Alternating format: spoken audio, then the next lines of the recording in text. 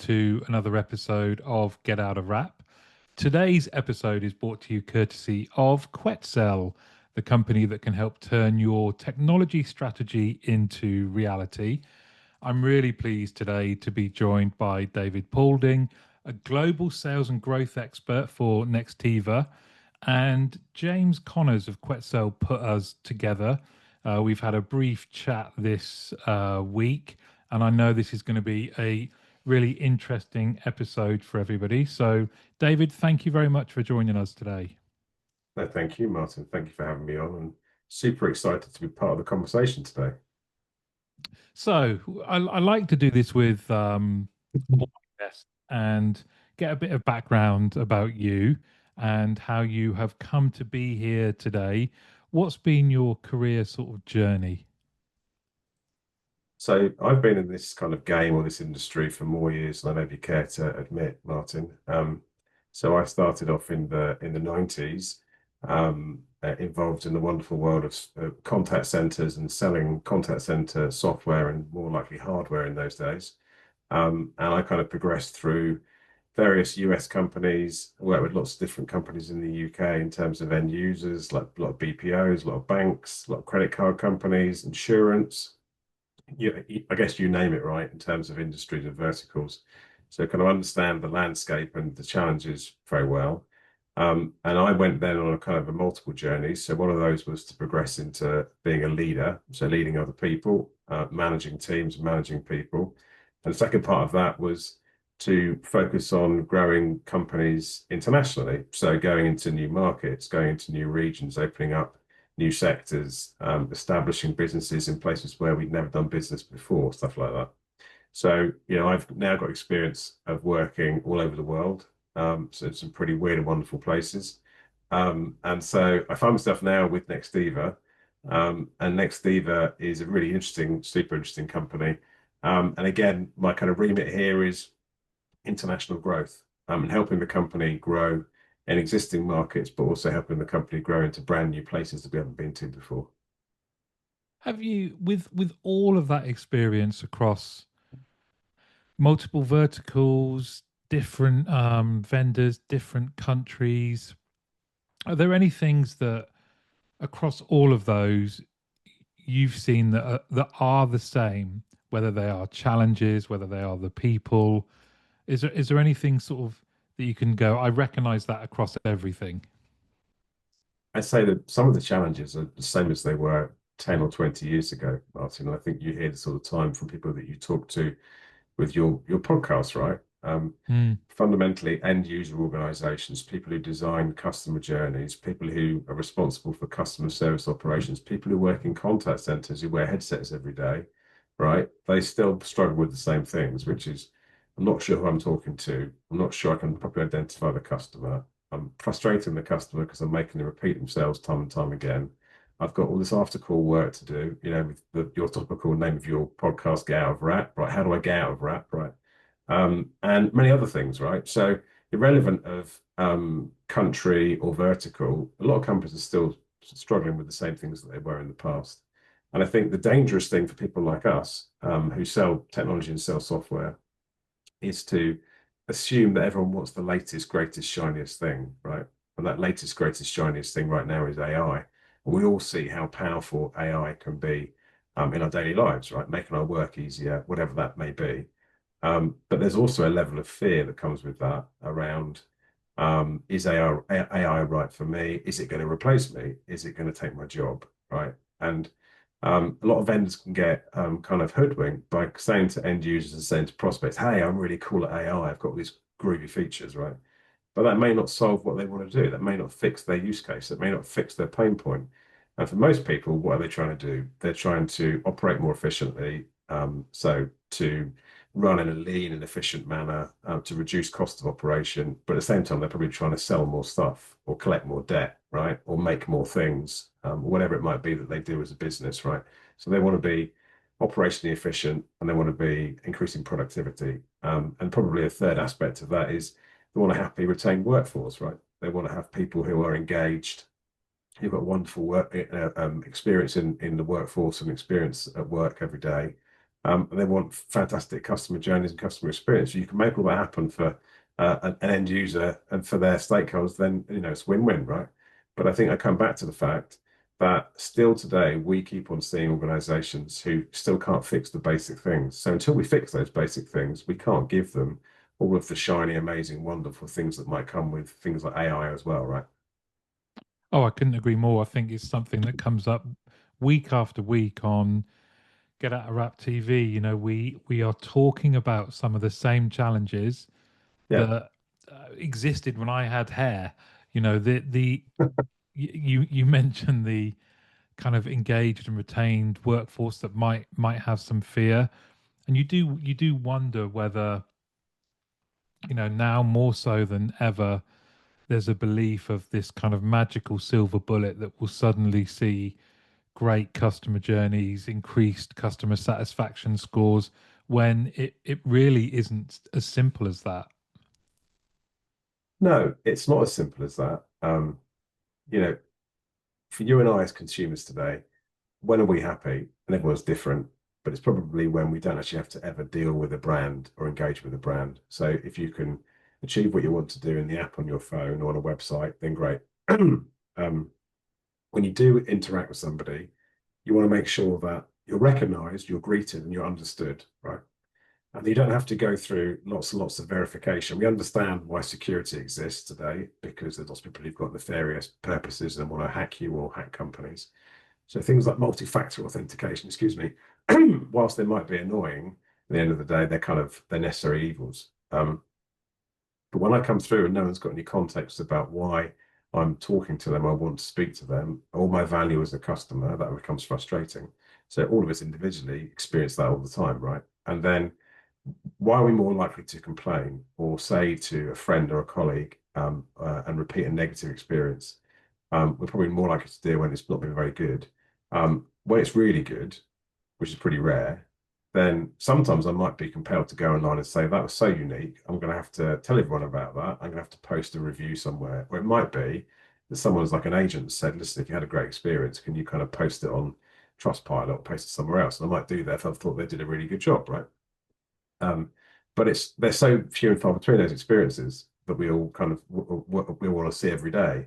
And guess what? Organizations, companies, brands want to give that level of service. We want to receive it, but it's pretty rare that the two things marry up, right? Yeah, which is a conundrum, isn't it? I've yet to be in a contact center where what you see is large groups of committed, knowledgeable people trying to deliver a great service for their customers.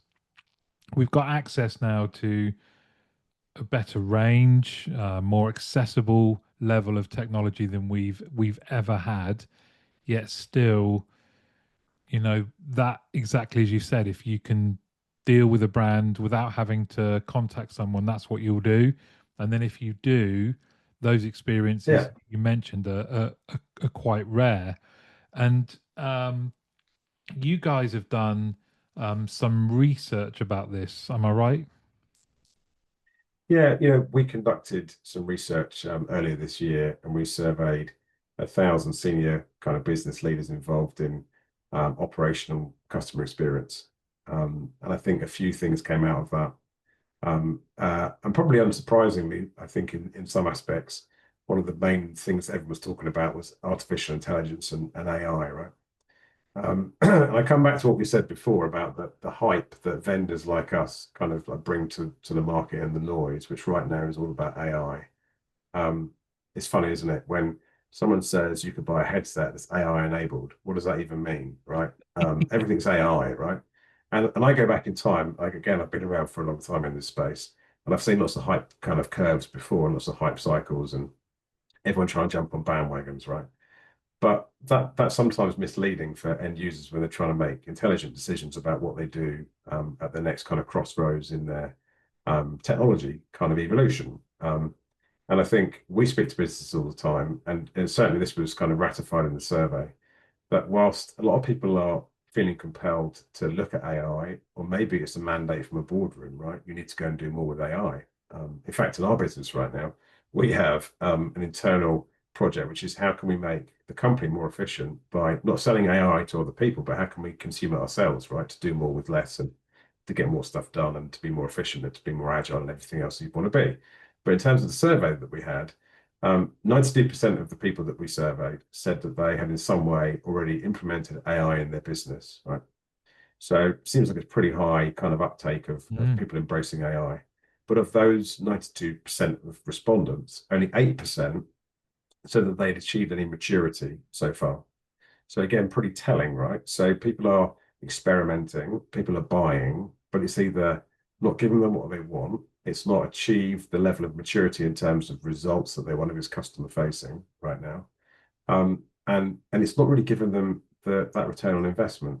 And I think if we peer past some of the reasons for that, again, a lot of the companies we speak to on a daily basis, they can't really embrace AI because they really can't do some simple fundamental things inside their organization. So they don't have really good integration to their back-end systems or the systems of record. So it's not always easy to identify the customer. And even if it is easy to identify you, for example, as Martin and Martin Teasdale, it's not possible to identify the fact that you've already had 3 emails and 5 WhatsApp and 10 SMS messages today. They're all kind of disjointed and siloed. And the only time that AI begins to have some benefits and to bring some benefits is when that data, that structured and unstructured data behind the scenes is kind of in a good state, right? And it's tied together. And we go and speak to people and we kind of establish pretty quickly that their pain points are not to do with AI. It might be in the future. Their pain points right now are still pretty fundamental, basic things, and probably things that have been problems for companies for many, many years, right? So we advise them to kind of slow down. Let's go and fix those initial use cases, initial problems. Let's give you a leaner, better way of operating. Once we've got the basic foundations in place, then let's start to infuse use cases for AI across the business, right? And I think we're all familiar with what some of those are now. And most people would talk to you about AI for self-service. So automating high volume, low value use cases. And we'd probably say the same thing is a good thing to do if it makes sense for your business. Letting those more complex or higher value transactions go through to a person. And there are always certain things, I think, which might be a bit difficult today for consumers to accept would be fully automated. So, for example, if I'm going to be signing up for a new mortgage or a home loan, or I've got like a big life purchase, so I've got something that's pretty complex, or it's heavily regulated, I might be happier speaking to a person about it. I might have more questions I want to ask. But I think increasingly we're going to see those things being automated. But the other kind of angle of that use case is, and going back to how we make the agent, the employee more happy, more tenured and kind of more efficient, is the agent assistance pieces as well, right? I think everyone's talking about those particular use cases. So kind of agentic AI for automating entire transactions, whatever the media may be. So whether it's voice or it's entirely text or chat based, and then making the agent super efficient by giving them at the right time summarization, next best actions and stuff like that, right? But you can't get those things working if the core fundamentals aren't in the right place, right? Oh, 100%. And how, well, I think you mentioned something really interesting there around the silos and kind of fractured system integration. So there might be some records of me, let's say, in one system and some of other activity in another, and people that might have the expectation that sprinkling AI over the top of that is magically going to bring it together. Right. That came across not only in your research but also in a lot of your experiences with your existing clients. Is that right? Yeah, I think so. You know, things go in cycles, as we've already established. And once upon a time, there was kind of the idea that you would embrace a best of breed architecture in your business in terms of you want to buy technology for customer experience, customer service. And at one time, you'd buy one box or one piece from one vendor and another from somebody else. And companies have kind of sprung up and they've become really super good at doing one thing, right? So it might be handling social media, or you might be handling some digital transactions, or giving you web chat. And companies have used sticking plasters over time. So they've suddenly said, we need to go and kind of do these things. How do we do it? Well, we've got an old Avaya, and that's running our voice, but everyone's scared to touch that, and it's a bit dusty and it sits in the basement. But we need to do some web chat because that'd be a cool thing to do. So we'll go and buy that from somebody. Oh yeah, we could do some WhatsApp. We'll go and buy that from somebody else. And it's almost like an afterthought and a sticking plaster. And it kind of evolves into this kind of Frankenstack that people talk about, right? And whether it's us or somebody else, and other software vendors are available, then we would kind of say to you, the best thing you can do is buy from a vendor where everything's in one place. So the entire cradle to grave interaction history, cross channels, cross media types, is handled in the same place, which means the data's in the same place, which means it's really easy then to have that context of those cradle to grave customer journeys. It's easier to see when somebody is channel hopping. It's easier to escalate from digital to a live call or the other way around. It's easier to infuse things like video. It's easier to touch upon social, have context what people are saying after the event, on things like review sites. So increasingly we see people who want to buy from a vendor, want to make that change. And it used to be, and maybe sometimes still is, but it used to be more common. It would be an old on-premise platform that was kind of like, we want to move, we want to go to a modern cloud platform. Most of the time today, what we see is they've already made that move. So it's now cloud to cloud migration because it's got more maturity, right? Go back 10 years Mm. ago, people were a bit nervous. Go forward like 5 years ago, people were saying, I'm going to make my first move to a cloud platform. Now it's pretty common, right? But because you sign up like a 12-month, 24, 36-month contract, unlike the days when you bought the Avaya and you depreciated on your books for 7 years or longer, and you already had a finance agreement on it, and it was kind of really sticky in your business, with the cloud now, things are much more kind of temporary, right? So vendors who don't provide good service or vendors that don't give you a good experience, customers vote with their feet and they can go and buy from another cloud vendor, right? So increasingly, when we see those situations come up, people are going, I want all these things. I want to be able to do multi-channel, omni-channel. I want to be able to do employee experience. I want to be able to do gamification. I want to be able to do AI. And we get these RFPs, which people kind of want everything in the world that exists, and even some things don't exist yet, right? But when you actually establish what they want to buy day one, right, it's simple stuff, and it's still addressing simple use cases, but they want to buy from a vendor that they know can take them on a journey. So the fact that you have it today and you can demonstrate you have it and why it's important, and the fact that you've got a really good roadmap so that you're continually investing your dollars back into R&D, so you're innovating and bringing them future value, it means they can fix the early phase stuff and then go on a journey with you, right? When you are getting some of these RFPs, or when you talk to your customers and potential customers and the kind of challenges that they've shared, if they already have their platform in the cloud, what are their reasons for looking for change? Most of the time it's to do with the service that they've got, I would say. And the service comes in kind of one of two directions, one or two ways. So there's physical service. Does the platform stand up? Is it available? We know that customer experience environments are pretty mission critical, right? And depending on what you do, if you're doing roadside assistance, for example, or something like that, it's pretty mission critical, blue light stuff. You can't afford for it to be down. But for most businesses, the fact that they're not operating means the customers are annoyed, but it means they can't collect debt or make money or process sales or actually operate. So they lose money, right? So that's really important. Everyone is fixated on what's the SLA and what's your uptime figures and stuff like that. But not everybody always has that smooth experience. But I think equally as important is the journey someone gets taken on from a relationship and a value perspective. So we often speak to people and say, why are you looking to me? You only bought this 3 years ago. And they go, I'll tell you why. A sales guy came in and made us all these promises. And then somebody else came in and they installed it for us. And they said, what do you want it to do? And we said, we don't really know, but we think we want it to do this. And then that person said, there you go, gave us the keys and walked away. And guess what? In the intervening period of time, we've had 8 account managers. There's been no continuity. Nobody understands who we are really as a customer. And no one's been back and looked at the configuration that they left when it first went live. And it's still running in the same way. And we don't really know what we could do to make it better. And it's not just about buying more stuff. is how can we actually get more value out of what we've already bought, right?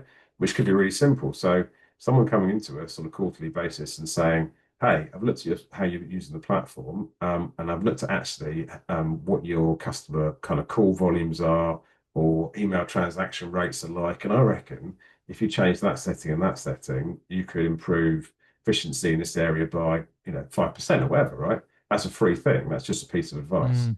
So that's a simple thing, right? So we expect to kind of, as a customer again, to kind of have this continuous kind of relationship with somebody, but it's not always the case.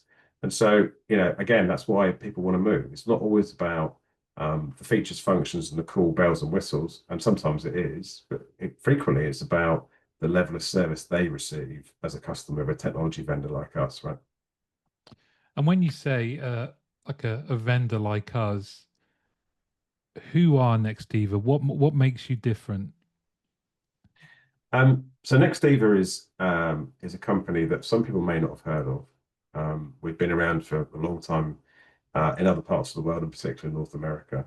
Um, we have got a different approach to CX and customer experience. And we very deliberately don't talk about terminology like UCAS or CCAS and things like that.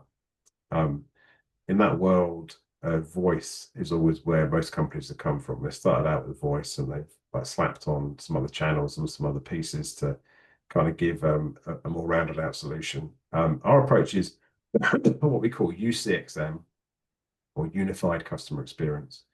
And we go much deeper, we probably go much further into some areas that other companies don't. We've got a lot of experience in the worlds of social. And what I mean by that, I don't just mean the fact that we can respond to a Facebook Messenger message or we can respond to a TikTok message.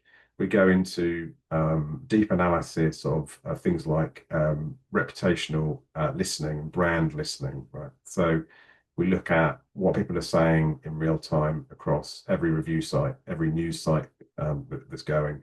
And we allow you to react to that. Some of our customers who, for example, work in e-commerce or online retail, online fashion, customer sentiment in real time is super important because if someone places a really bad negative review, if that's like an Amazon review site or a Trustpilot, wherever it might be, Google review, that can mean that the sales of that product or the sales of that line tank, right, and don't recover. So they want to be able to respond to that really quickly. And so in the past, that would mean they'd have people sat there and manually surfing through all the review sites and kind of, a bit kind of precariously trying to Mm. spot things and respond to it.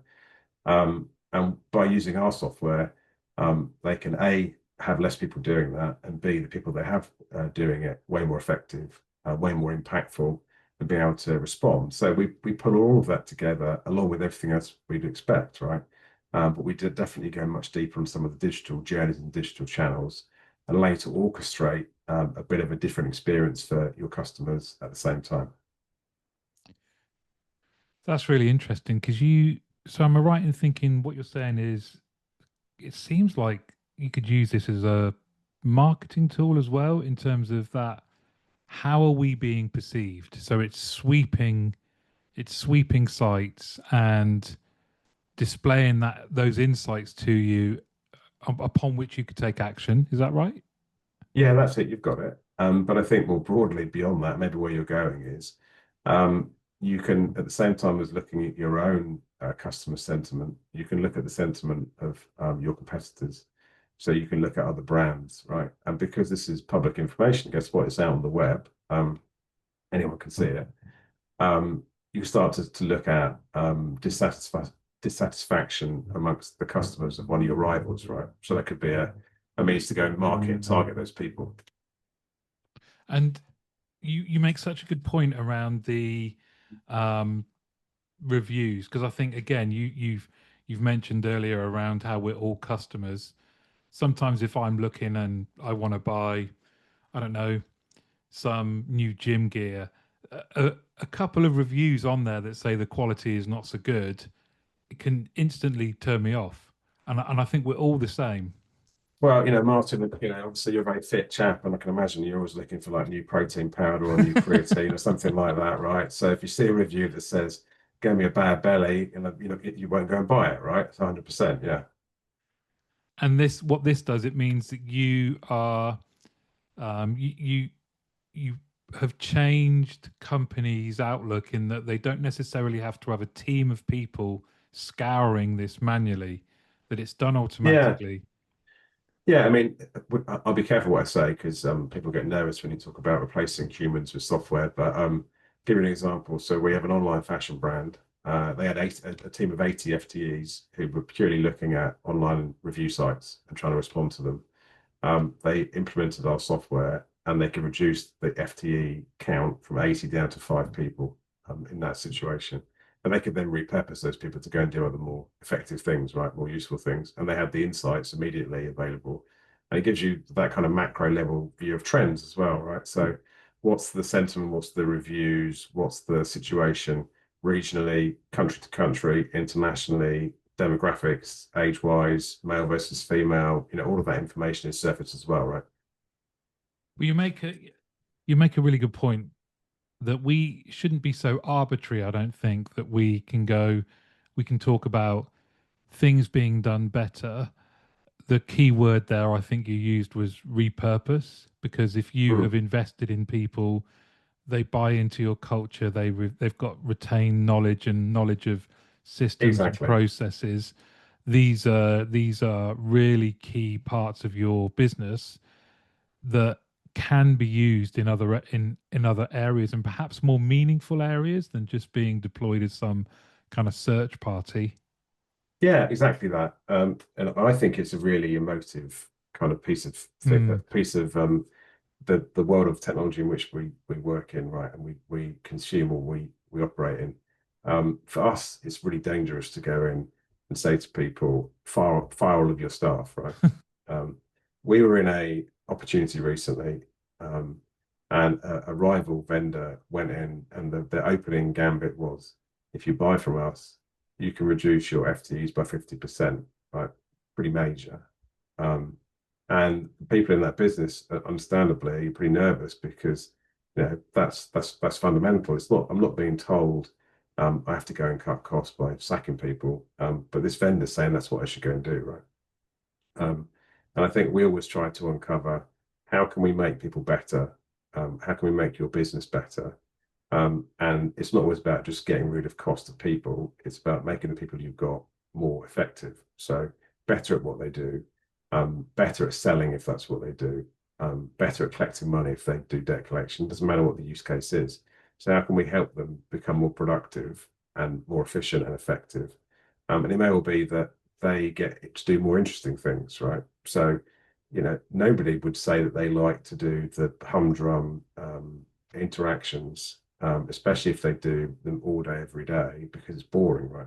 Um, so the fact that someone says they want to change their address or they want to change their account number or they can't remember their password or whatever it might be, nobody really wants to be sat there going, "Here, this 65th one of those I've done today." That's really obvious. You could automate that, and most people will want more interesting, more kind of complex, more challenging stuff to go do, right? So if you can have AI or software take away that humdrum, high kind of volume, low value stuff, and expose to people more interesting work to go do, right? Which is more meaningful, and hopefully allows them to, depending on how they get bonused or KPI'd, be more kind of productive so that they get more money or they get somewhere towards getting their bonuses or their KPIs, then great, right? Oh yeah, completely. So you guys avoid some of the common terminology. You are digital first. Am I right in thinking that's kind Yeah, of something that distinguishes you from the others? And you mentioned yourself your own history, that you have seen many kind of the previous gold rushes, the previous hype cycles. Um, yeah, and you were saying to me earlier that something that is important to you and to Nextiva is that you really think about business outcomes rather than here's the next new shiny thing. yeah. I think we always want to provide business value. Um, We want it to be, um, kind of virtuous circle, right? And in terms of our relationships, we want to be able to say to people up front, let's understand your business. Let's understand what you're struggling with, what you're being told to go and do more of by somebody, normally from a mandate from on high, from a CEO or a board or an investor or somebody. What are those challenges? Let's help you kind of understand what we could do to improve that, but more importantly, not at that point to walk away. So when you've kind of accepted that and signed up to it, that's just the start of it. So we want to come back. So when we tell you that our prediction is we'll improve productivity by 30%, we want to come back after 6 weeks or 3 months and say, actually, we told you it was 30, now it's 40, or actually we were wrong. We reckon we could change this setting and get another 5% over there. And we looked at one team, let's put it to all the teams, or you've got another division over there, how can we kind of help them be more effective as well? But that's an ongoing situation, an ongoing relationship. And it's by continually having that perception of driving and delivering value. And I said before, it's not always about stuffing more software into the front door of a business, right? And selling more money and making a fast buck. It's more about long-term relationships where at the end of the contract term, there's always a contract term. And the decision point comes to be, do I stay or do I go? Do I renew? Then that becomes a much more obvious thing. I want to stay with the vendor, right? Why wouldn't you want to leave if you've had a great experience, you've Mm. driven some value, and you've been serviced well and looked after, right? Well, to your point you made right at the start, that second reason a lot of the time is because there's been a relationship that was only really based on selling you something and then leaving you to it rather than that kind of concept of partnership. Yeah, 100%. And these are all kind of words that sometimes are a bit glib, right? We're going to be a strong Hmm. business partner. We're going to give you value. What does that all mean? What does it really mean? People only really believe once they've experienced, and they only believe what you say and what you claim when you've actually delivered it, right? So if you can come in and keep on coming back and showing the value time and time again, then people are more likely to buy from you again. And guess what the other benefit is? Um, I always say our customers are our best salespeople, right?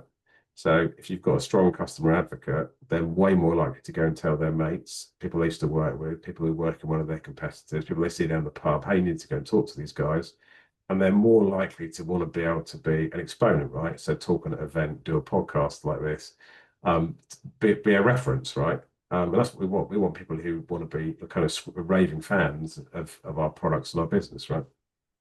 Oh, completely. And if you think about how we got together, thanks to James Connors at Quetzal, it's exactly that. Just saying these guys are interesting. There's something there they're doing. They're proud to be a bit different, and now we're doing this. So it's a perfect example. But you've known James a while, I imagine, haven't you? I have known James a while, and yeah, the very first conversation I ever had with James Connors was about Iron Maiden, actually. And that's kind of how we've kind of bonded. And he's got a family association with the band Iron Maiden. So yeah, that was my first memory of James. But James has gone on to do some pretty amazing things with Quetzal in the past couple of years, and has been super successful at building that business out. And we're really happy and proud to work with James and the rest of the team at Quetzal to drive value for their customers and for their potential future customers as well. So that might explain why the first time that me and you spoke, you had a range of guitars behind you. Is that a big passion then? Music is a big passion for me, and it's something that I'd love to be able to do more regularly. But like all of us, you've got a job and a family and other things that consume your time, right? But yeah, music for me is pretty key and pretty core, and I've played various instruments a long period of time, and love to do it when I can, right? Are you in a band? I have been previously. I've very nearly joined a band again recently. So let's see. Let's watch the space. You might see me at a festival site near you soon. Well, we need to get you at some industry events. It's funny. In a previous company, at their annual conference, they would organise like a battle of the bands, and they'd have people come together. random strangers who nominate themselves forward, a bit like when you go to like a jam night in a pub.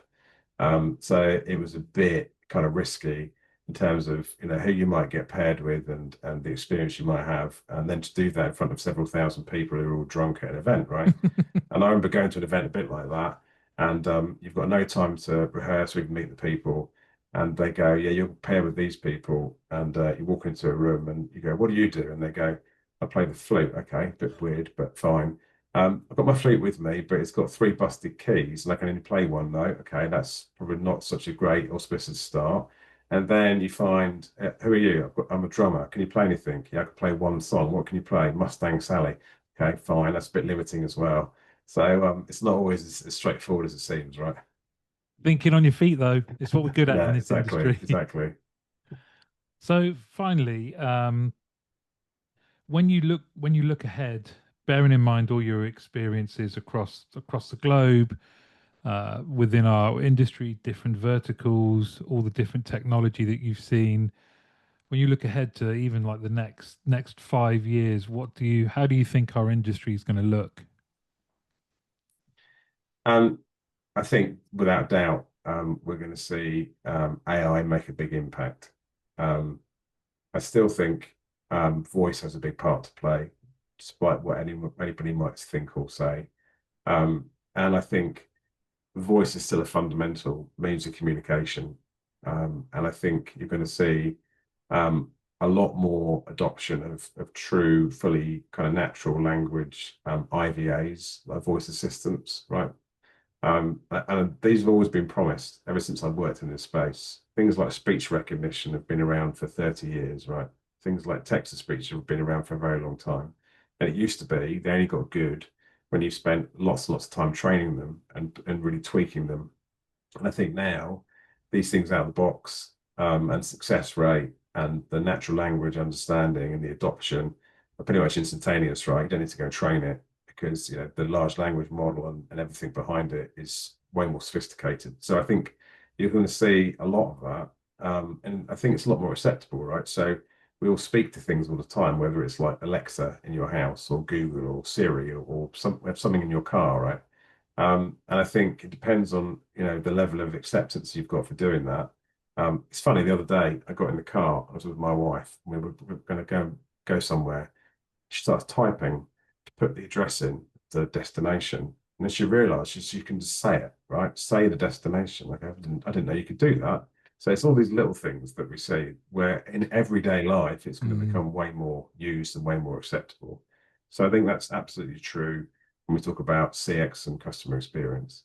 And I think we've already said quite a few times in the course of this conversation the fundamental problems that existed in the past that exist today. I think you're going to see more and more of those resolved, which means that the experience for end users gets slicker. I think also we are way more demanding as consumers at the end of the day. I think companies that can't give us or give you what you want really quickly are going to struggle, right?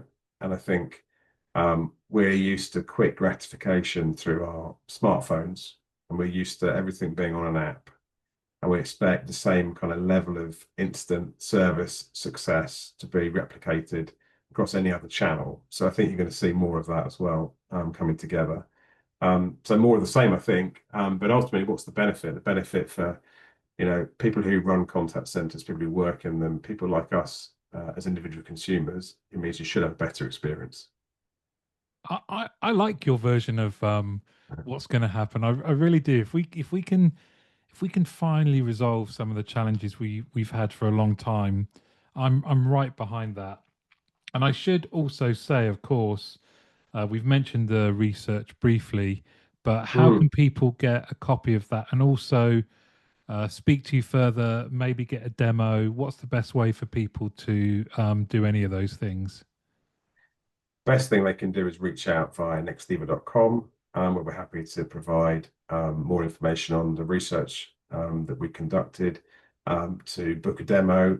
People can find me via LinkedIn pretty easily. I'm available on the majority of social channels. I think if you Google me, I'm the first things that comes up. So there's plenty of ways to find us or find me. And they might see you at a battle of the bands one day as well. I think, yeah, they might do. There you go. David, thank you very much for coming on. It's been really interesting and hope we can do this again. Excellent. I've loved it. Thanks, Martin.